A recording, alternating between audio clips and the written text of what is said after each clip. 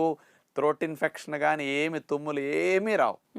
7-8 నెలలు వచ్చిన పిల్లలకు పళ్ళు పెడతారు కదా, సీతాఫలాలు వాళ్ళు నోట్లో పెట్టుకుంటే కరిగిపోతాయి. అలాంటి వారికి బాగా పెట్టండి, చాలా మంచిది ఇమ్యూనిటీకి ఇవి. అయితే డాక్టర్ గారు మీరు మొదట చెప్పారు ఈ పండులో క్యాలరీస్ అనేవి చాలా ఎక్కువ ఉంటాయి అని. అవునమ్మా. మరి సాధారణంగా షుగర్ వ్యాధితో బాధపడే వాళ్ళు కానీ లేదంటే అధిక బరువు ఉన్న వాళ్ళు కానీ క్యాలరీస్ ఎక్కువ ఉన్న ఫుడ్ని అవాయిడ్ చేయమని చెప్తూ ఉంటాం మనం. అవునమ్మా. మరి వాళ్ళు తినొచ్చు అంటారా? సన్నగా అయిన తర్వాత సీతాఫలాలు తింటామంటే మళ్ళీ అప్పుడు మన కోసం కాయవు కదమ్మా.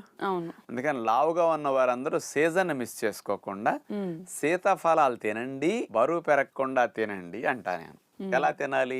సాయంకాలం మీరు పుల్కాలో చపాతీలో లేకపోతే అన్నమో తింటారు, అవి కట్ చేయండి. ఓకే. 2 సీతాఫలాలు 3 సీతాఫలాలు తినేసి ఏ బొప్పాయో పుచ్చకాయ పొట్ట నింపేస్తే అయిపోయా.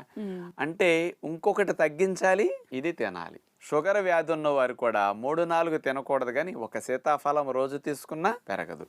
వీళ్ళు